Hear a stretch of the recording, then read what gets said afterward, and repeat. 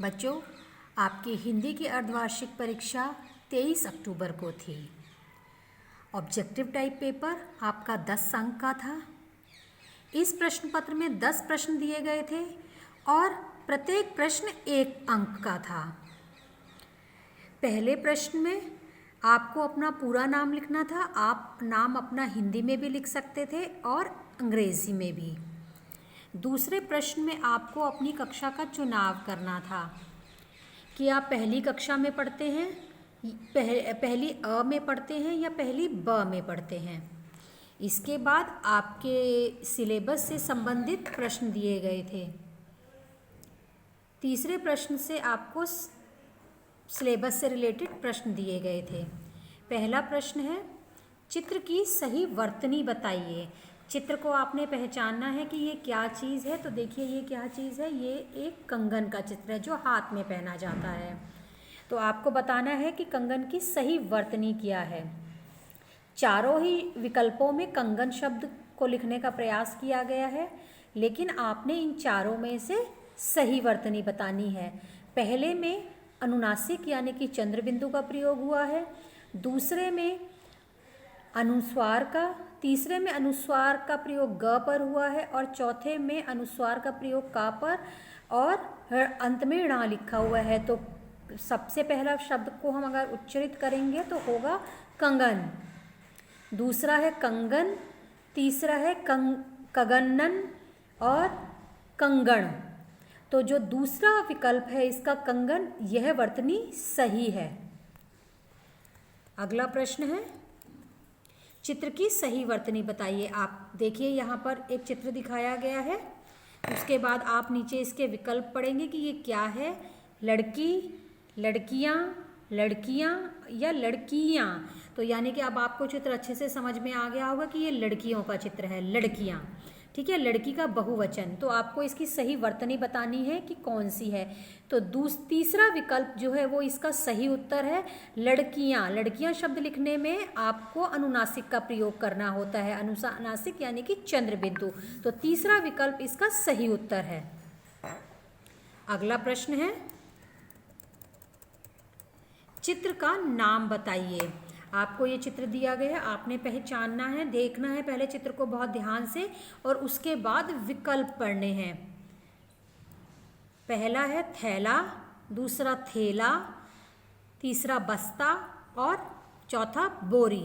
तो अब इन विकल्पों के आधार पर आप देखिए कि चित्र किस चीज़ का है। थैले का चित्र है, थैला, और एक ही है थैला। तो इसका जो पहला विकल्प है वो इसका सही उत्तर है थैला। थैला पे ए की मात्रा आती है। और दूसरा है थेला।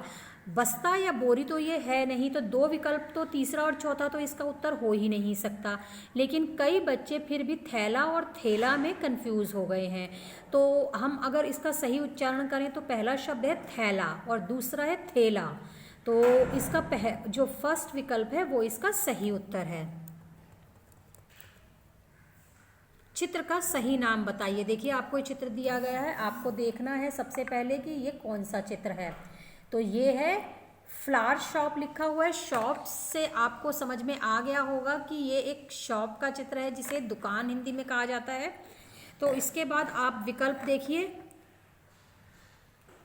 आपको 4 विकल्प दिए गए हैं, दुकान, दुकान, बाजार या बाजार। तो आपने जब यहाँ पर चित्र देखा इसको ध्यान से और फ्लावर शॉप लिखा हुआ है इस पर, तो तीसरा और चौथा विकल्प तो हो ही नहीं सकता क्योंकि बाजार नहीं है ये। तो दुकान और दुकान शब्द में से ही आपका उत्तर होगा। तो इसका जो सही उत्तर है वो है दुकान। द को छोटे ऊ की मात्रा का प्रयोग किया जाता है। तो दूसरा विकल्प इसका सही उत्तर है। अगला है, कौन सा शब्द संयुक्त व्यंजन का है। मक्खन, मक्का, राम या धक्का। तो संयुक्त व्यंजन बताना है। संयुक्त व्यंजन में 2 अलग अलग व्यंजनों का प्रयोग होता है, एक आधे रूप में और एक पूरे रूप में। तो इसमें जो पहला शब्द है मक्खन, वो आपका संयुक्त व्यंजन का शब्द है। तो पहला विकल्प इसका सही उत्तर है। अगला है, संज्ञा का दूसरा नाम क्या है। काम वाले शब्द, लिखने वाले शब्द, नाम वाले शब्द या रंग वाले शब्द। जब आपको संज्ञा पढ़ाया गया तो बार बार आपको बताया गया था कि संज्ञा नाम को कहते हैं। ठीक है। तो नाम, तो किसी का भी नाम संज्ञा कहलाता है, तो संज्ञा का दूसरा नाम क्या हुआ? नाम वाले शब्द। इसका तीसरा विकल्प सही उत्तर है। अगला प्रश्न है, जो खेती करता है वह कहलाता है, जो खेती करता है वो क्या कहलाता है? माली, किसान, धोबी या नाई? तो इसका सही उत्तर है किसान। किसान जो है वो खेती करता है, ये हमारे मददगार कहलाता है। कतरीला शब्द का अर्थ है बताइए। तो ये कतरीला शब्द आपके पाठ 4 पत्ते ही पत्ते में से लिया गया है। कांटों वाला, जगह जगह से फटा हुआ, कतरने वाला या जगह जगह से कटा हुआ। तो कतरीला शब्द का अर्थ है जगह जगह से कटा हुआ। चौथा विकल्प इसका सही उत्तर है। अगला प्रश्न है, दाम। दाम शब्द का अर्थ बताइए। रुपया, कीमत, पैसा या काम? यह आपके पाठ 3 आम की टोकरी से लिया गया है ये शब्द। तो दाम का अर्थ है कीमत। अगला और अंतिम प्रश्न है, भारी भरकम शब्द का क्या अर्थ है? भारी भरकम शब्द का अर्थ है भारी, भरकम, बहुत भारी या बिल्कुल भारी नहीं। तो भारी भरकम शब्द जो है वो आपकी छुक छुक गाड़ी पाठ से लिया गया है, और भारी भरकम शब्द जो है वो इंजन के लिए आया है, यानी कि बहुत भारी। आपने इसका तीसरा विकल्प है वह इसका सही उत्तर है।